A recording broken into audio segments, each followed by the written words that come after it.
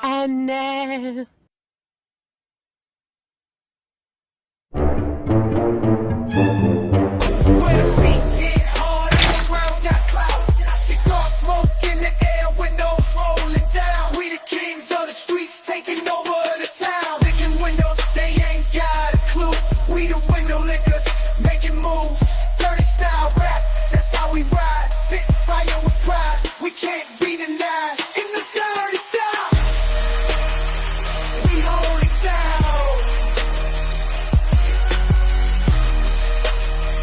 Window lickers in every town. We bring the heat, we bring the sound. Dirty style rap, that's how we get down.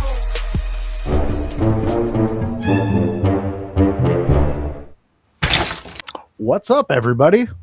Bada boom. It's the two bearded guys in the room. Hey, we're here to talk Monday Night Raw. It's me, the voice, with my co-host and friend, Kevin Kalloway, the Chaos Goblin. Kevin, how are you doing, my friend? I am doing well, fresh off an AEW show appearance after switching timelines and places with the young boy last week. Very true. We are back to WWE land this week. We are. I feel I came back at the right time because we got some nice shocks. We've been yelling about shocks. We've been perseverating about how they need to take a chance, and I think we're seeing a little bit more of that. Yeah. What was that word you just used again? Oh, I used a lot of big words there, brother. That Persephone? Perseverating? Yeah, perseverating. Yeah, so perseverating, I use that actually more in teaching, especially for people with special education, especially with people on the spectrum. Okay. Perseverating means that you're continuing to do the same thing over and over and over again, or you're focused on your thoughts of the same thing over and over and over and over and over again. You can't get off of it. So if you're perseverating on something like an action, or I'll give an example of a student I've had in recent years. He could not move on from one test question until he finished it. Mm-hmm. He couldn't skip around the test. Okay. So if he didn't know one thing, he wouldn't finish the test, Oh, man. which is tough because he knew the rest of the stuff, but he would not recall one of the things and he couldn't move on until he got past it. There's other ones where they'll perseverate on their negative feelings about themselves, where they'll continue to like, oh, I didn't know this one question, therefore I'm stupid. No, you just didn't know one question. That's okay.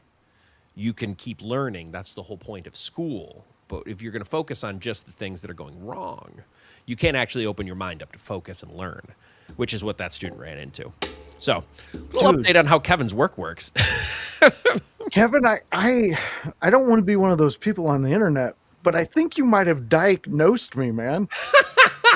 I'm serious. Like in school, if I went up against a test and I get one thing, I totally lose it, and I cannot move past that. And there was many times where teachers had to give me extra time because I was like, there's something, like it took me till like the 8th grade of breaking down in front of teachers and being like, this is how I'm feeling. Back when I was a kid, though, they just called that. They said it was they didn't say I was insane, but they said that is a form of insanity because I'm just hyper focused on something. But I was like, I'm not insane. I know It's not insanity. It's just it can happen with a lot of things, and emotional impairments, OHI, ASD, anything along those lines. I'm not a doctor, so this is not an official diagnosis. This is just me spitballing all the things that like I've seen it with. Professionally, I see it a lot with specifically emotional impairments, ASD, and OHI, specifically ADHD, because I get this too. And with ADHD, it's a lot more of your thoughts are like jumbled. You don't know where to go with them. You can't grab onto that one thought because you're worried about so many other thoughts, or you're having so many other thoughts or feelings at the same time. With emotional impairments, it tends to be you'll get stuck on something and then all of the negative will come in and it'll seep into all of your knowledge bases. So like you might have studied for 4 hours for this test. And you can't, and one of the questions is something you don't know after studying for 4 hours, you immediately assume that you're stupid and all of that will flood you forever and ever and ever. All right. And you can't move past. And then ASD, I don't know specifically all of what goes on with it because it's such a fucking spectrum. It's so difficult without asking a person specifically what was going on. But with ASD, it almost comes off as more of a OCD, where like they can't move past until they've done the thing over and over and over again, or done this thing over and over and over again. But realistically, ASD can look just like the other two easily, where it's such a spectrum, man. It's very ASD is so fascinating to me in that like it's much like I consider ADHD. It's a double-edged sword. You can hyper focus on some things, but then other things you're just like, fuck that, I don't understand it, I don't care. And it's so hard for people who have that to focus on those things and to learn them, even if they'd be helpful for them. Yeah. Like I got kids that can tell me all of the Zelda lore from now since the NES and take me on a fucking journey. But then I ask them to learn multiplication. They're like, that's stupid. I can just use a calculator. And I'm like, Dude. well, yeah, but like, dog, I'm not standing in line waiting for you to grab a calculator to do 3 times 3. Dude, man.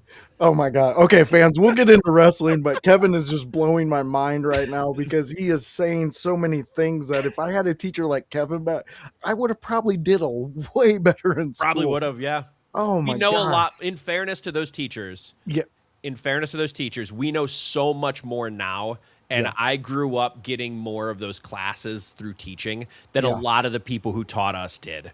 Okay. And it was very teacher to teacher basis back then. Now it's less so. More teachers are far more understanding. They still want to push kids. They still want to make sure that they're not leaning on disabilities now, because that tends to be a larger problem than not having the diagnosis. But teachers are far more understanding of what you need and where the problem is so that they can help problem solve. I've saw a lot, and I think this is why a lot of ADHD kind of apology came from me over the years, of just like, oh, I'm too much, so I'm just going to hide myself and mask. Like, I'm just going to be a normal person. But it turns out normal fucking sucks. I didn't learn that until I was like in my 30s. Yeah. Because I spent so much of my childhood hiding it because I didn't think people would accept me. But it was really just who does accept me. And it's about finding those people. And that's just truly how life is. But back to the teaching, teachers are more accepting on those because they know more about it. Yeah. We know more as a scientific research than we could have possibly known back then because we have better technology. 100%. And we have, it's a lot. I see people trying to attribute like the rise in ADHD diagnoses in like the 80s and the 90s and the rise of like ASD diagnoses. They try and attribute it to some like event. But really the event voice was now we know. So we can actually start diagnosing. Yeah, exactly. If you don't know what the flu is and you're vomiting everywhere and you have, 20 million people vomiting everywhere, but you don't have a name for it, of course you don't have a fucking diagnosis. The devil's inside me. Yeah, you just think it's the work of devilry. Yeah. It's like, no, dog, it wasn't the devil. Totally love that. Big Glenn, what's up, my friend? He's loving your Zelda 8x10, Kevin. Oh, yeah. It's holographic too, so it changes. So it's Zelda and it's chic. Zelda. That's fucking, chic. that's dope. Zelda, chic. That's dope. I love that. Yeah, I love the discussion we just had. And honestly, fans, as you could tell, me and Kevin could probably just do a whole show where we talk about that stuff. I can talk about anything for it. We could do a chat room just an hour 30 and it's just us vibing about shit. Yeah. You guys, sometimes there's moments where when we're doing our shoot jobs and living life, we'll go back to the chat and there's anywhere from 30 to 60 messages missed. Yep. And it's all just one long discussion about one thing. Yep. So I fucking love it. Guys, we're here.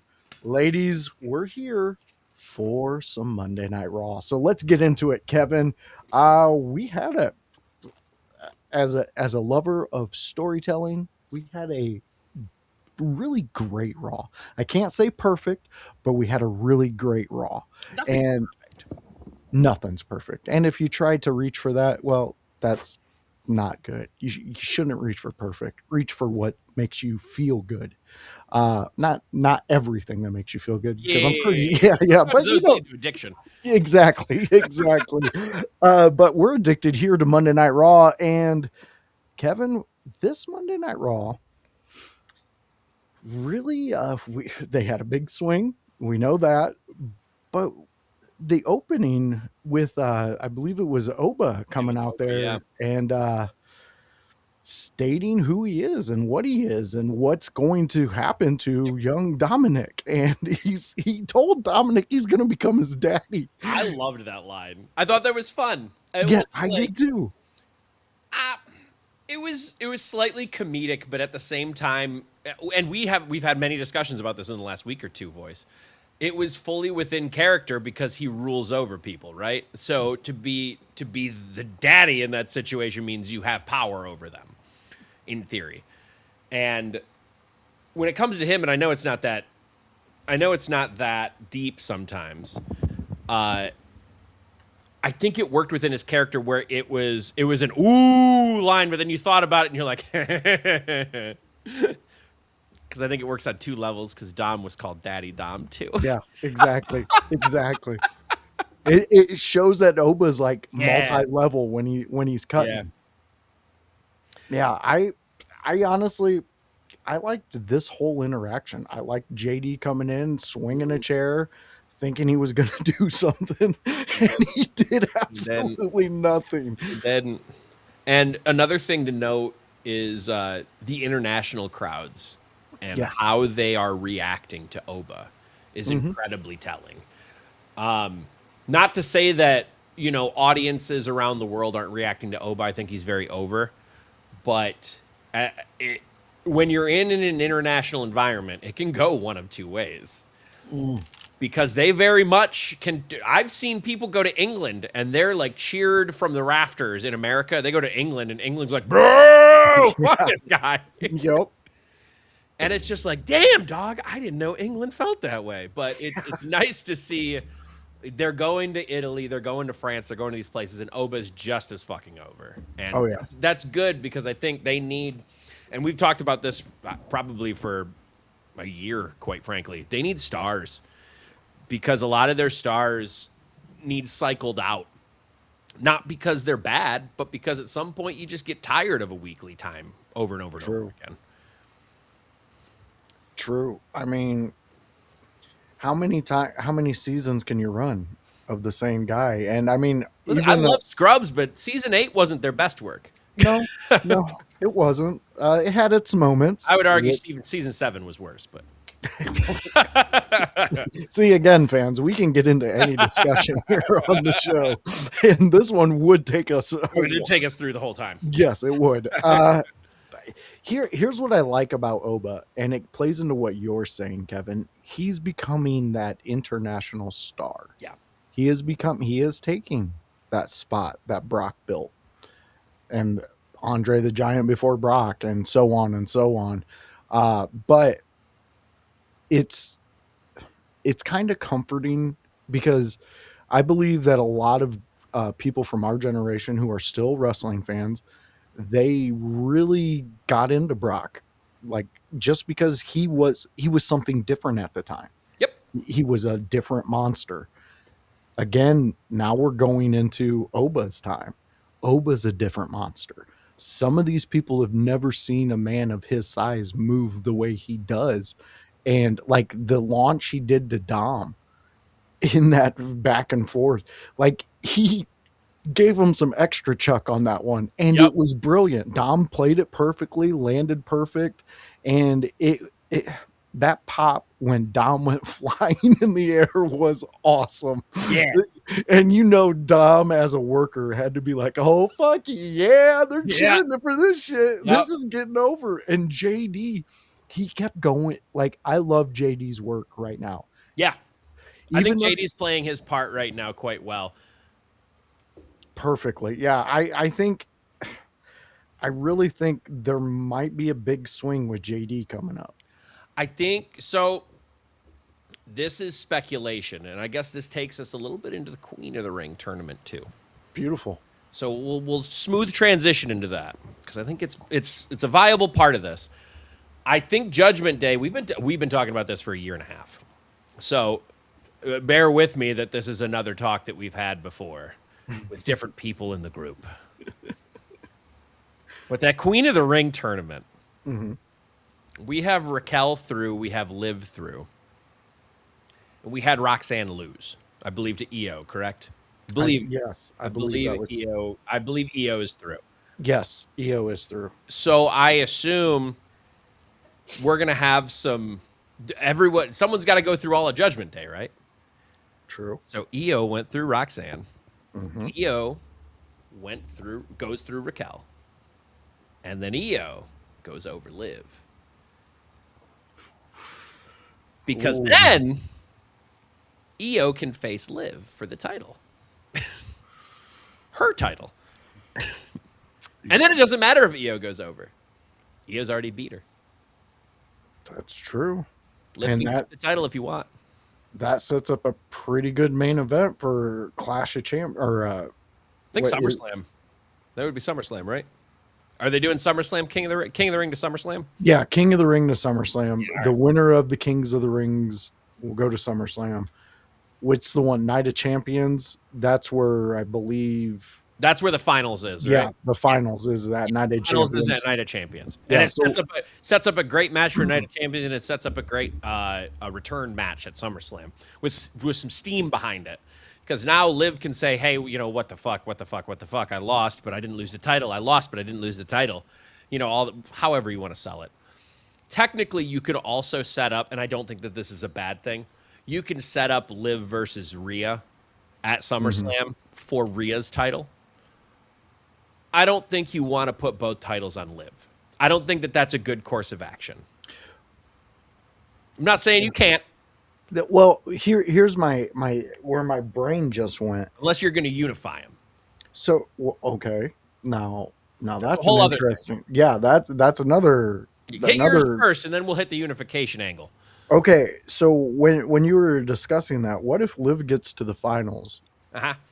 She loses to EO. EO gets that title shot. Sure. She picks Liv again. Mhm. Would they have Liv lose twice? To Probably EO? not. You could, because at that point, this is more setting up to what my transition was going to be about. Okay. The implosion of the Judgment Day. We've So been they're- calling for this forever. So the thing that they haven't shown before, and this is the difference, there has never been strife between the women in the group, other when Rhea got supplanted, right? But Liv wasn't really in the group; she just kind of supplanted her. Correct? Am I forgetting that? It's been a year and a half. I might be wrong. Rhea was there. She started hanging out, or Liv started hanging out. She started talking to Dom, but wasn't really in the group. Yeah, she started Correct? like She wasn't really accepted into the group. Yeah. Finn was trying to move her into the group, but there was a lot of strife about it. yeah, If I'm remembering correctly, which yeah. I'm pretty Again- sure that's again where it was at. I could be wrong, but I'm pretty sure Damien and Rhea got kicked out in the same night. I think it was both SummerSlam, correct? I want to say yes. I think Rhea was the beginning of the night and Damien was near the end because Dude, this Damien is- got cost the title by Finn Balor. True. Yep. Okay. I know that part, and I know Rhea got cost the title by Dom. Yes. So I think that For happened in the Liv. same night, if I'm not mistaken. So if you're going that route, you could go a Judgment Day route where they implode. They're already teasing it with the women, specifically with Roxanne and Liv. I think at this point they're probably setting up Roxanne to beat Liv for that title, or to cost her that title, one way or another. Don't know when they'll do it. Could be after, could be before SummerSlam. Could be anything. But I suspect that they are setting up Roxanne to be the one to beat Liv or to cost Liv. That's my assumption. I can kind of see them doing that, especially with not advancing Roxanne Sure. in the tournament. That just gives her another thing to dig in about. And you could have Rhea and Liv at SummerSlam, and Roxanne can cost her there too. Ooh, but you also have to remember, we have to remember, Roxanne was the second thorn in Judgment Day's side because Liv did not want her in there. Yep. So basically what has happened is Liv took Rhea's spot. Oh my gosh. They could replay it all over again. Yeah. Using Roxanne as the Liv component. Yep. It would give Dom more heat too if he started dating Roxanne. I know they've been speculating this too for a long time. So you could do the same thing that you did to Rhea to Liv. And you could do it, funnily enough, you have the opportunity to do it with Rhea in the match benefiting from it. That's true. Dude, I almost want them to swing the other way and it turn out to be Raquel and Dom link up. Wouldn't that? I don't hate that either. I do think Roxanne is a better fit with Dom. I do too. Only because I think Roxanne will make a better chicken shit heel to kind of go with it, and Raquel can just go with Roxanne instead of staying with Liv. Yeah, and I think you still get that like Diesel-like enforcer. Yeah. I just honestly, all I want out of that idea is Raquel looking at Tom and being like, "I'm your daddy now." Daddy now. And then picks him up and takes him backstage. I just think that would be funny. Hilarious. That would be funny. But to Fighton's prediction, let's get it. Which I think they're trying to make Liv the face of the women's division over Rhea. Yes and no. I think they're trying to make another face of the division. I don't know if they're trying to set Liv up as the quintessential person. I think you'd also have a tough time putting her in a conversation over people like Charlotte and people like Rhea, who are, or even Io, who have been like the top of that card for a long time. Less so Io, I guess, but like Rhea and Charlotte specifically to me. When I think of WWE's women's division, they're the quintessential people I think of. I actually think of Liv like third or fourth. Not because she's not talented, but if we're talking about face of an entire division, I think the uniqueness and the look of Rhea is hard to get past. I think she'll always be the face of the division. Now, what I think they're trying to set up Liv for is to be the Triple H of the division. She's the person that people need to conquer. She's the person who keeps being smart. She's the cerebral assassin. She isn't going to be the face of the division in the sense that she isn't going to be the face. So that's not the first person people are going to think of because they're not excited to see her. They want to see her die. No, I mean, that makes perfect sense. Now, in going along that thought process, to me, because a face of the division to me generally, and I'm not saying this is 100%, but generally speaking is a baby face. It's a person who is out there and they are the people that people are cheering. That's because it's the first thing on their mind. That, I'm so excited to see that guy because I love that guy. Heels aren't first thought of. They just aren't. And if they are, you might have a topsy-turvy fucking company, brother. And the heels themselves help elevate more and more baby faces to go forward and to keep going and to keep, progressing along those lines. And if you want your heel to be dominant, what better way than to have both titles, right? And Liv doesn't have to be dominant in a way of like Oba. No. Because Oba, she's not big like Oba. She's not big like Rhea. She's not big like Raquel. But she is smart like Trips. And she's smart and she's conniving and she uses all these chess pieces to her advantage. And if we can have her have both titles and still keep Judgment Day together long enough for Judgment Day to get disillusioned, then we have a really good breakup angle. Then we got something cooking. Kevin, you're talking me into seeing exactly what you're saying. So I think I both like options, all of these options, you know what? We presented all these Judgment Day options. There's still the option of having Io Sky win this son bitch. Yeah, that's true. Fighting's one's chiming in saying you got MJF over at AEW heel face. I don't think AEW uses heels or faces. I truly don't believe that they do heel or face. And the reason I say that is because their audience doesn't treat them like heels or faces. They cheer for excitement, and that's okay. That's just the product that they aim for. And I think that it makes more of a sports-based presentation instead of more of a story-based presentation. A lot of sports stories happen kind of organically, and I think AEW does a good job of taking what organically has happened and places it within the story instead of trying to manufacture something. WWE kind of struggles with the manufacturing angle. That's why it kind of feels corporate for some of the storylines. Like they're just trying to force something through because this is the person that they're getting behind. Whereas AEW, when something hits in AEW, it feels more organic. And they might have babyface and heel written down on paper at AEW, but I don't think that they adhere to it because I've seen too many times where they've had heel versus heel matches and too many times where they have baby versus baby matches. I don't think they care. They care about good matches. Yeah, and I think that that's okay. I have come around because there was a time where I'd say that's the dumbest thing I've ever heard. Yeah, no, but I've come around and looking at it and saying, like, if this is what your audience wants and you can't force them to hate somebody because they love their work and they understand that and your fan base is a little bit more hip to the product, let's speak, hip to wrestling and terminologies and things like that. Not that they know everything, but they're more aligned with, hey, this person's good at their job. Why try and force heel versus babyface? Why do it? I think you just have people working within their character. So MJF, to me, heel face, I would say that's probably accurate in the sense that people are entertained by him.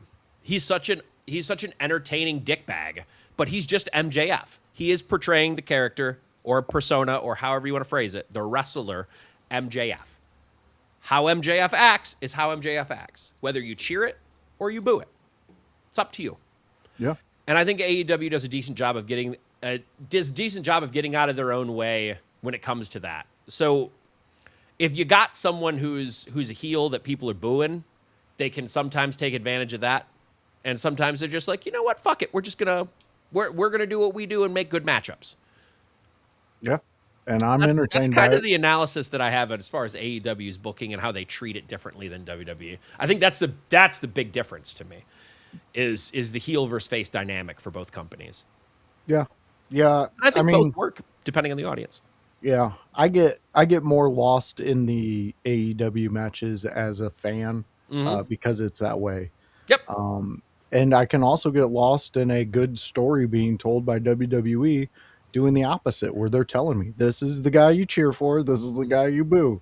I think WWE does moments better. AEW does matches better. I can agree with that. I think that's generally true. And I'm not saying that's across the board. There's always going to be things that are different. There's going to be stinkers that are in AEW, and there's going to be fucking match of the year, mask versus mask matches in WWE products. Yeah. Or CM Punk and Roman Reigns was a great match. Like you're going to have great matches after the buildup has happened, but WWE has it far more few and in between. However, there was a really good match on this card. You know what that match was? More lucha, baby. There was Penta versus Ray. Yes, we had Penta versus Ray, and this was if you're into great luchadors just going back and forth and putting on a great, stunning, jaw-dropping match, you've stepped in the right realm. Yeah. But we had some shenanigans happen, Kevin. We did. And we had an unmasking. We've seen it before. Ray actually wrestled for a while without his mask. He was like a reverse luchador. He went. He lost his mask, and then he's like, you know what? I'm gonna put this sumbitch back on. He's just like, I'm Rey Mysterio. Who the fuck's gonna say something to me? You want to say something to me? And he looks like such a little baby when he didn't have his mask on. He was so young. He was just little Ray. Oh, yeah. But it was a good. Here's what I'll say that I loved about this match, and then what transpired after the match. What I loved about the match is it was what we're seeing as the cruiserweight, the luchador wrestling Yep. today versus what we seen when we became just memorized with it, and it was because of Rey Mysterio. Now it's because of Penta. Yep. So to see that visual of the torch being passed, Penta gets the 1, 2, 3. He says something to Rey in the middle of the ring while they're lying there, and then he gets up. Rey says something back, and then destruction happens. Yep. Because then Rusev and Ethan Page come out. And, okay. I don't think Ethan Page needs another guy with him. No. I'll say that for the record. I don't think it's hurting him, No. but I don't think he needs it. He doesn't. That being said, I don't mind the pairing of Rusev and Ethan Page. Not at all. I think it helps Rusev more than it helps Ethan, and it's more like a neutral for Ethan Page. Yeah. Where, like, if we want to try and get Rusev into some shit to elevate him, putting him with Ethan Page, who's real hot right now, is a good idea. Because it's not going to hinder Ethan. Yeah. Not only that, it's making Rusev more over heel because he's with Ethan. People are booing him more. True. They're doing live unmaskings in a ring, which is always good heat. You unmask a luchador in the ring, and boy, especially fresh off Mask versus Mask. Exactly. You just taught all of the audience, hey, lucha masks matter again. Yup. It was perfect timing. And you know what else it was Great. perfect timing for? Hey, bring up Daniel Garcia's from like 16 minutes ago. I will get it right up. My boy, Chad effing goddamn Gable, is the most over mid-carder now. Yes, he is. Yeah. And I agree with this assessment. I do think he's a good mix between Kurt Angle and Owen Hart. I think it works. The only thing that ever held him back, and this is why Vince hated him. This is why Vince hated him, I guess is a strong word. He still put him on TV. Why he didn't elevate him any further is his height. Yep. But now, I don't think it matters as much. It doesn't. People. Because now he's just so over from the Americano match, the mask versus mask match, where everyone felt their feelings. And they're just like, well, shit. Damn, he's really good at his job. Now he's getting the really good at his job. Yeah. Yeah. Dude, Chad Gable came out like a firestorm. Suplex City, ankle locks for everybody. But here's what I liked right before Gable came out. Mm-hmm. And it was Ethan Page. And I don't see this very often. Sure. And anybody out there can correct me if I'm wrong. But when Penta jumped on Rey to cover him after getting the mask tore off, Ethan went over there and started stomping on Penta. Normally you see they kind of back off when somebody's covering them up, but Ethan chose different. He chose to go in there and put some boots to him. Yeah. And then Gable comes out at that moment. And I loved commentary at the time because commentary's hitting every single note they need to as Gable's running down there. Mm-hmm. And maybe Jey Uso should take some notes on cardio because Gable didn't seem winded. You can't wind that man. No, you can't. You can't win that man. Dude, and I finally I don't got know what cardio regimen he's on, but goddamn. He's amazing. I did finally get to sit down and watch Mask versus Mask. Yeah. I loved it. It was a great match. It was a great story being told. Like from the start of the story to the end of the story was all put into this match, and we got to see true fandom from the fans just loving every single moment of it. It was phenomenal. I definitely I placed it at match of the year. I do too. Yeah. This is not a shot at anybody else, and I know everyone else has their opinion. Specifically, I hear the debate between Takeshita Okada and then Mask versus Mask. And at the end of the day, and this is what I'll say, because I did talk about it a little bit while we watched Clash in Italy, so I don't want to reverberate too much. But it is legitimately just how you view it matches. If you want more of the atmosphere and the raucous crowd and like the story was there and hitting, and that's why the beats of the match happened and worked, it's going to be Mask versus Mask. If you want more in-ring action, more of the smooth and fluidity of things, more of how that works, Okada and Takeshita was an incredible match too. So it literally just comes down to preference. I Yeah. think both stand at the same spot. And it just Yeah. comes down to which one you want. Yeah, mine boiled down to storytelling. Yeah. And AEW did not tell a story. I think they Neither had it. They had a decent story with Takeshita and Okada. I just think it was such a slow burn, and then it kind of like they just inflamed it. Yeah. It didn't. It didn't feel as organic as it could have. I Yeah. think that was my big thing with it, and because of that, it didn't hurt the match at all. But it hurt my feelings coming into the match. Whereas Mask versus Mask, like I was talking to people for like 2 weeks, like, I got to see this match. I got to see this. It made me want to watch a match. I have to see this match. Yeah. Not, I saw it on a card and went, ooh, that'll be a dope match. Hell yeah. Because that's how that was the difference to me. And maybe that elevated all the expectations and elevated all the match to me as well. But I do think that's part of the love of wrestling. True. And like Kevin said, it all really technically boils down to your preference. What do you prefer as you're wrestling? What entertains you? All those things.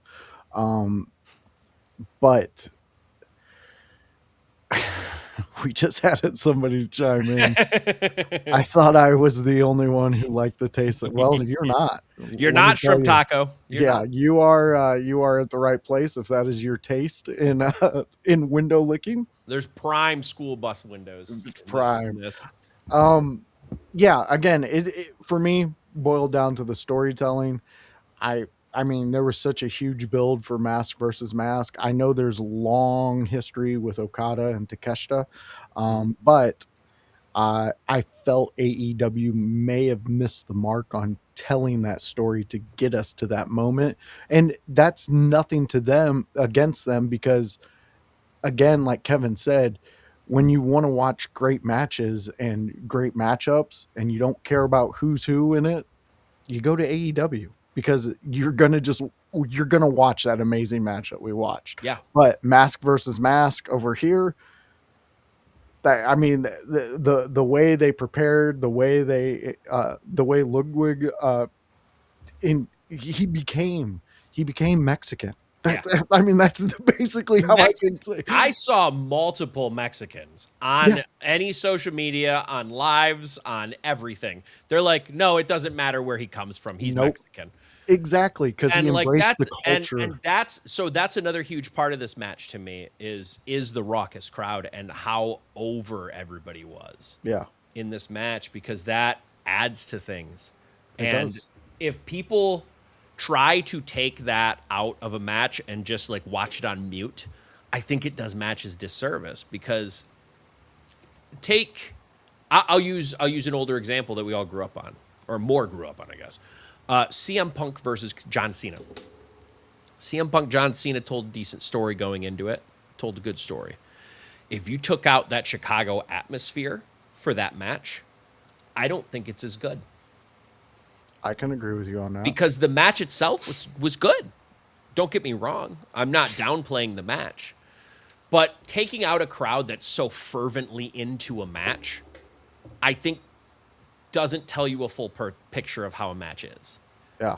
And it's the same thing with like Rock Hogan when they switched on the fly. They went from, they said, hey, Rock, you're the heel now because Hogan's too over. And they just flipped it around in the mid-match.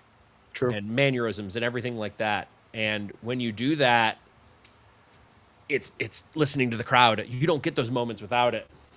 Yeah. I mean, you wouldn't have ECW without that mentality.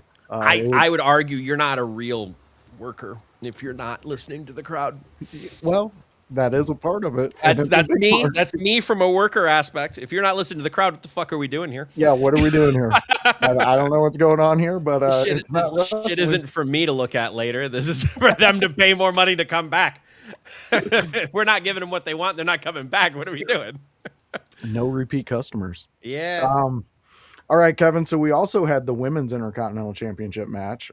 Sol Ruka versus Lyra Valkyria. Let me tell you something. This was one of my favorite Lyra matches. I thought it worked. Dude, could you tell? I don't know. Maybe I misread it, but it looked like she led that entire match. Lyra? Yeah. So Lyra, I've been saying this for a while.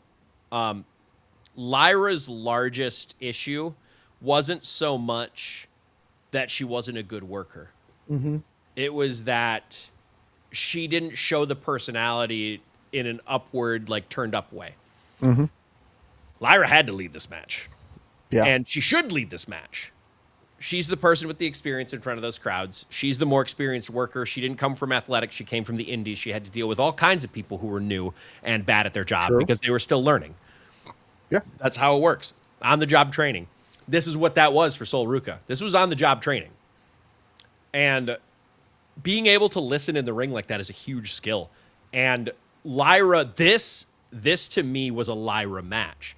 We haven't seen many of these. And the reason we haven't is because Lyra has been working with a bunch of other veterans. Why would she lead the match?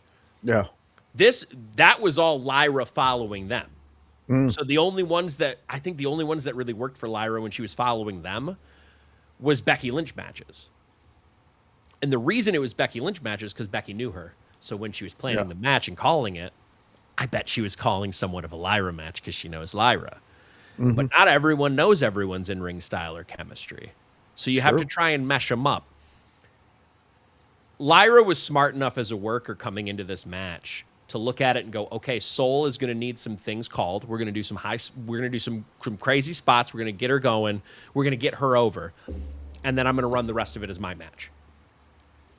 And you're right. I think this was one of the best Lyra matches I've seen in a while. Yeah. She stood out very well in this match, and I was really impressed with her, and I love the trajectory she's on right now, and can't wait to see more. But speaking of seeing more, Kevin. Yeah. All right, it's to the big swing moment. OG Tony, what's up to you, my friend? How are you doing? We're at the big one. We're at the big swing. Actually, Kevin. can I hit something real quick before it? Do it. Okay, so we saw the Usos and Jacob Fatu in the back. Oh, yes. I want to hit this just real quick because I do want to talk. I want to spend most of the rest of the time talking about the other thing. But with this one, we saw the Usos and Jacob Fatu show up into a room and essentially start threatening Seth like they had any power. And, well, you talk about the family, you talk about the family, you talk about the family. And Seth was very no nonsense, just, no, I'm talking about Roman, you idiots. What are you talking about?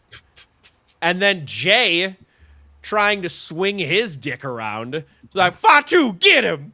Yeah. And Jacob just looks at Seth and goes, nah. Yeah. And then takes off. But this was important here, though, because what this showed is that Fatu doesn't follow the Usos' orders. Yo. He doesn't give a goddamn. He's there to protect them because that's Roman's wishes. If they would have gotten in a scuffle, if they would have thrown hands and Seth would have thrown back, Fatu would have attacked Seth. I guarantee you. Yeah. But he doesn't take marching orders from fucking Jay. And that's going to come back. That's, yep. And you know what? I still don't love the angle of this in the sense that they still got some selling to do to me. Mm-hmm. But if we're going to go this route, where we're only listening to Roman, this isn't some bloodline like his back kind of thing, because it doesn't feel the same if one person is already kind of against some of the other ones. I think you might be able to make this work. Oh, I think so too, Kevin. And I really do. They do have to treat it with care. They have to treat it with a lot of care. And sometimes we don't have a lot of faith in that with WWE. That was a great first step, though. It was a good first step. And I'm hoping they keep that first step in a similar direction. Like, still surprise me. Like, you know, maybe Roman and Jay say the same thing back to back, and then Jay gets a little amped up. It's like, hey, listen to me. Yeah, follow your family. But really, it was just Roman. Yeah. You know, some shit like that. Cause some dissension within the family that's different than the dissension we always fucking see. True. Which is just, oh, but Roman is God. Why is Roman God? Why do I have to follow him? Anything like that.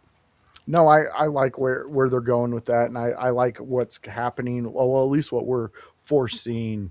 Mm-hmm. Yeah, because I do think that's going to come back and bite him, because I could see Jay running up to Roman. He ain't listening to me. He's like, well, he was to acknowledge me, not you.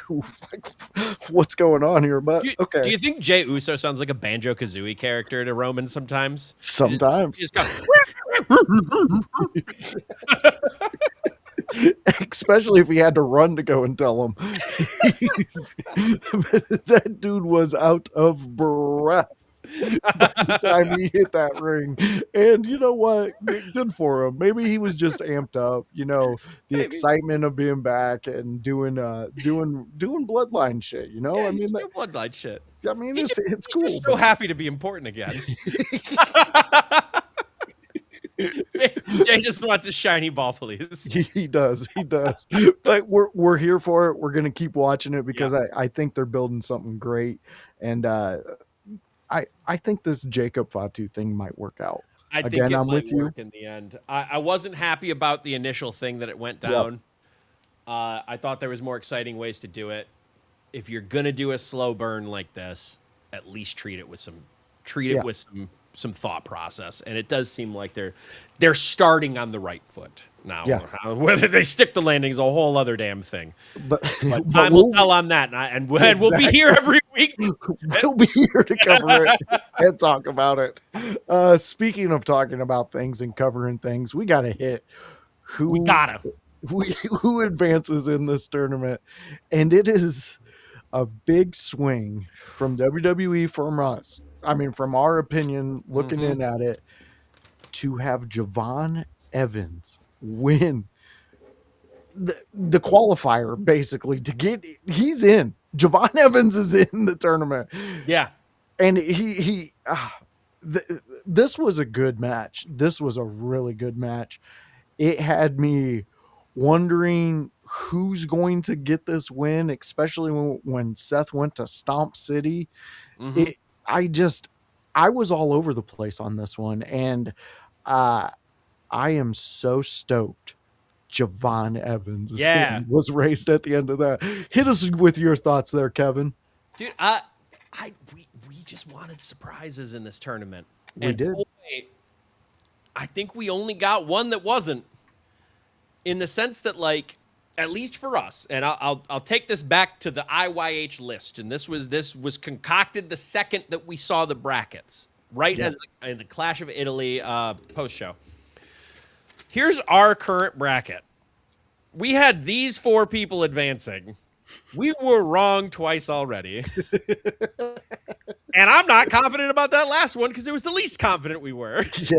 Yep. We just kind of said, oh, well, they got to do something with Royce at some point. Yeah. And that, like, now, like, we're talking about Finn being the one doing it because we have all Raw people. It's all Raw. Do they go all Raw? Do they not? Does Jay win this last one? Does Finn? Does Royce? Because Royce could go through and then lose to Javon.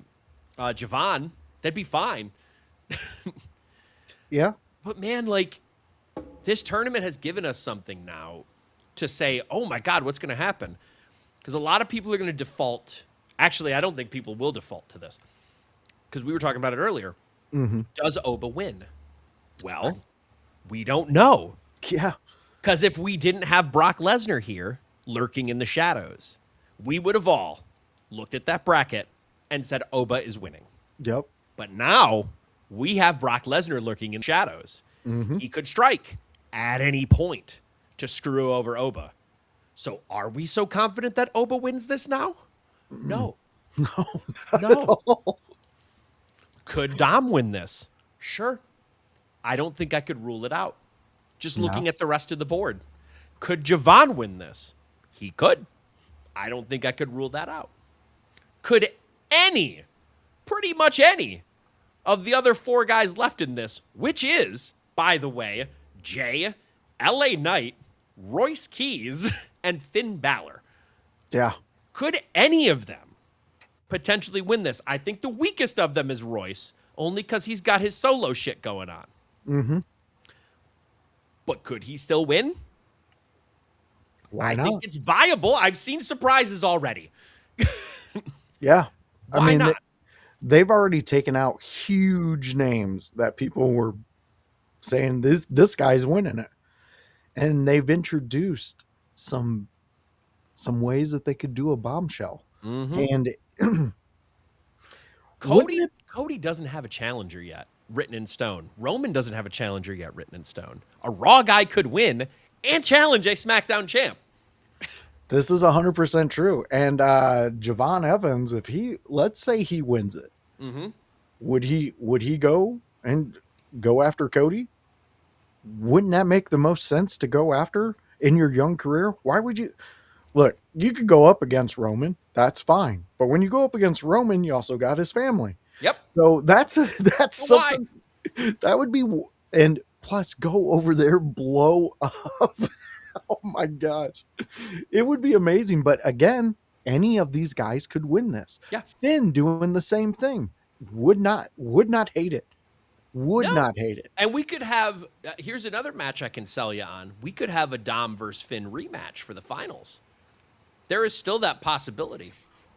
Well, I've already bought my ticket for that. Thanks, Kevin. You sold me. I like that. No, but you're right. Or we could get an Oba Javon rematch from NXT. Kevin, I don't have this much money to be buying all these tickets, but I want to, because why not? Why not display them like that on the main roster?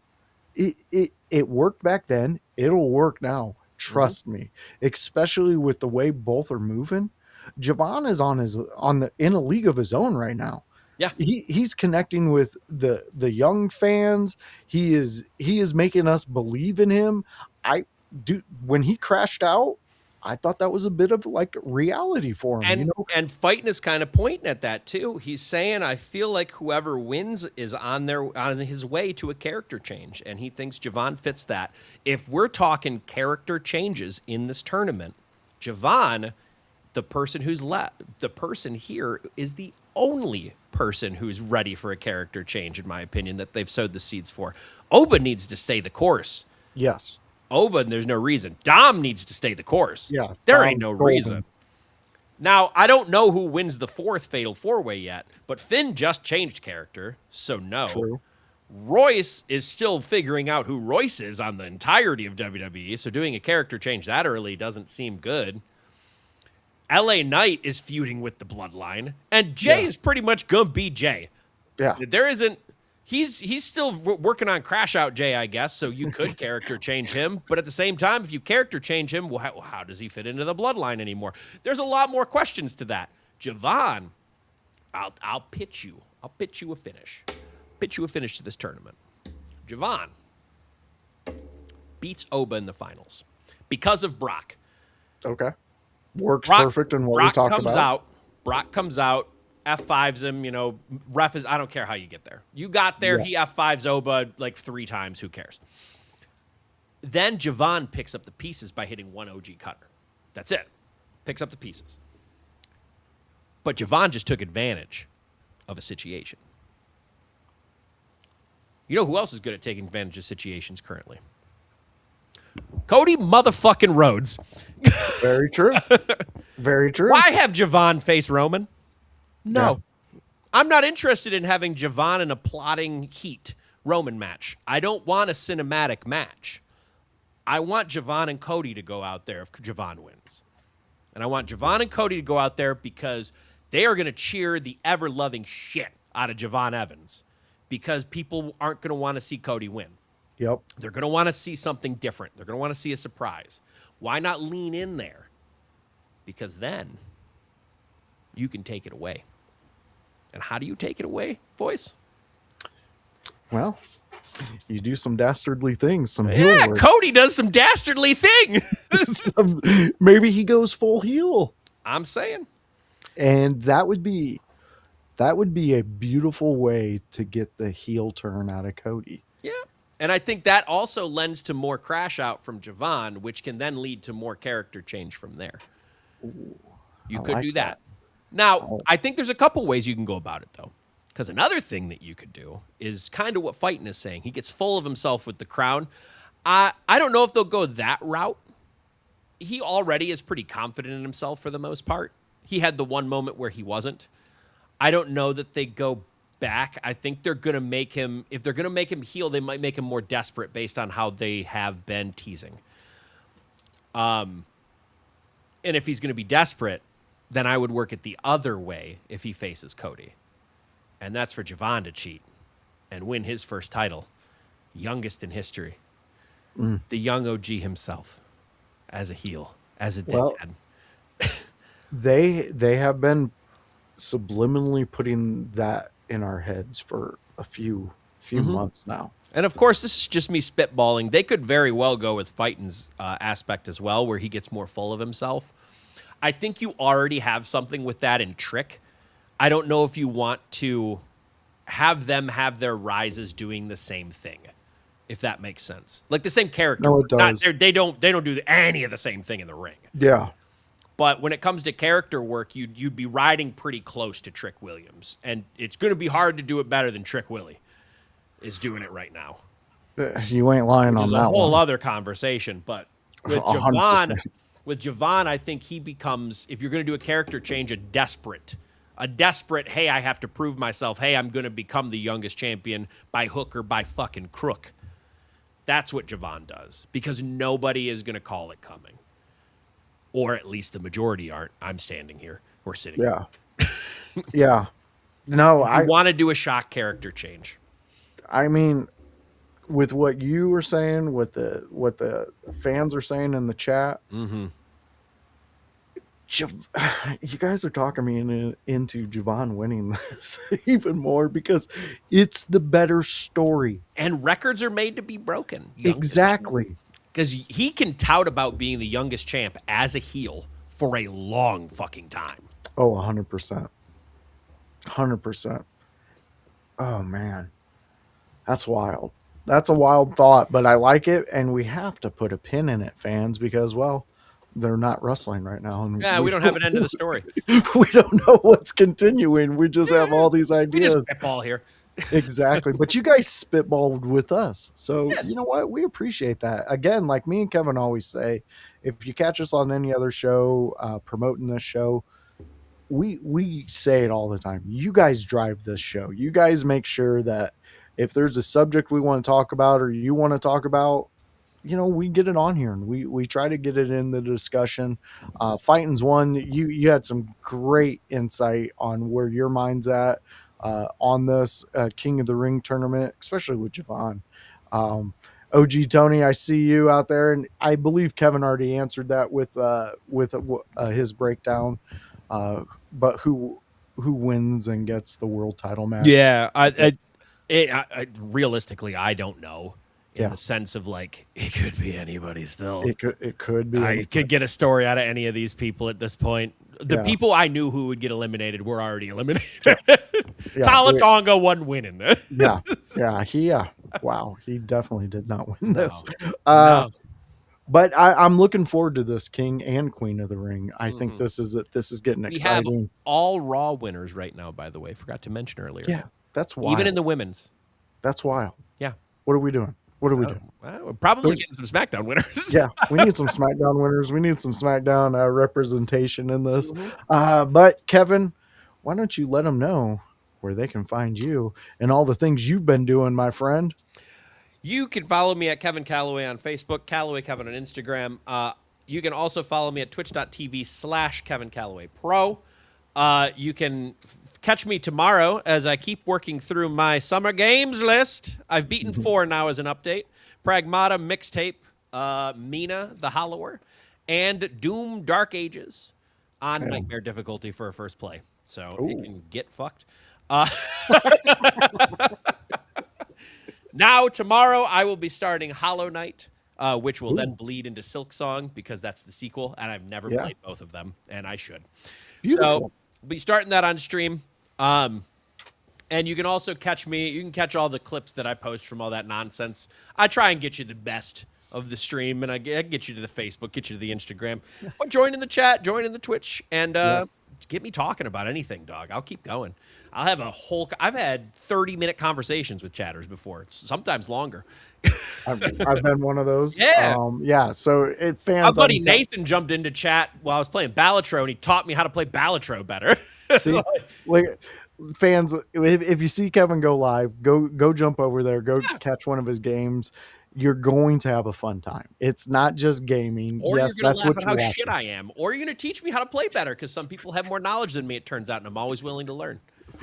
Nothing for me, Kevin. Nothing will top that crab shell game you were playing, dude. That is some of the best moments that I've watched Kevin on stream came out during that game, and it was literally just us joking around and him saying things about the game.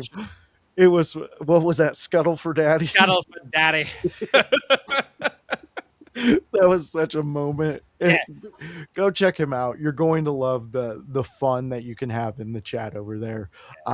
Fans, this is a network here, and we do some fun stuff, and there's a lot of shows. This is the first show that we start the week off with every week. It's the Tuesday show, the Monday Night Raw review, where me and Kevin Kalloway, well, we do what you just seen and what you witnessed. I mean, Big Glenn, you've been here since the start, and we thank you very much, my friend. It's a fun show. It's a fan-driven show. You guys seen it. Seriously, any chaos you want to bring it. We enjoy talking. And if one of these days, I'm gonna find a way to roll this. One of these days, One of these days, Alice. Start falling chaos, everyone. So come hang out with us and do that. And if we don't like the chaos, well, we just won't talk about it. So it's pretty simple. I mean, we rarely get out chaos, but it has happened. Yeah, it has happened. But guess what, fans? It doesn't stop there. Tomorrow, Wednesday, 6 p.m., where you can join me in house and we watch. Yep, that's right. It's the WCW Watch Along. That's where we watch WCW. It's the Monday Night Nitro chapter of our watch along, and it's the beginnings of Nitro. So we're still in the only an hour show that Nitro used to have. It's crazy. But you'll enjoy it, you'll like it, and you'll see some wrestlers you may not have seen before. So come check us out. It's a fun time. House really, he really drives a lot of our what we're going to watch on that one, much like I did for the ECW with him. And I'm here for it. So come hang out with us, be a part of that chat. You'll enjoy what we watch, and bring your sunglasses. There's a lot of neon at the time. We're only in 95. It's so the 90s. Yeah, and if you missed it, about 2-3 weeks ago, we watched Kevin Sullivan come in and take down Hulk Hogan and then shave his mustache off. But before he shaved it completely off, he made sure to put a little Hitler, and then he lifted Hogan's head to the camera. And it's all, you can catch it. You know what? Go watch our stream of it, and you can hear me and House lose our shit when he does it. But it's fantastic. Go check that out. That's, again, Wednesdays at 6 p.m. Last show is the AEW Dynamite. Yeah, it's a fun show. It's a great show. It's an OG Tony, House, and me, the voice show, where we sit around and we talk about AEW. We usually have a special co-host. It's when he's with us. If he's not, we have someone subs in. Kevin did it last week, but young boy Bryce is out there doing the work, and he has given us his thoughts too. So come join us. You're going to hear what we love. You're going to hear what we loathe, and everything in between. So be here 6 p.m. on a Thursday if you love AEW and want to talk about it. Fans, we have the Sunday house party also, staple show. It's Sundays, usually around 1 to 2.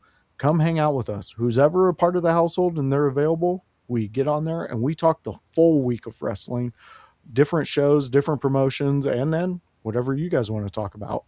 So fans, this is the network. This is what you tap into to get your wrestling news. And, well, we apologize ahead of time for us. It's just something we got to do sometimes. So fans, go watch Monday Night Raw next Monday and stop in next Tuesday with me and Kevin while we talk Monday Night Raw. We will catch you at the next one. Bye.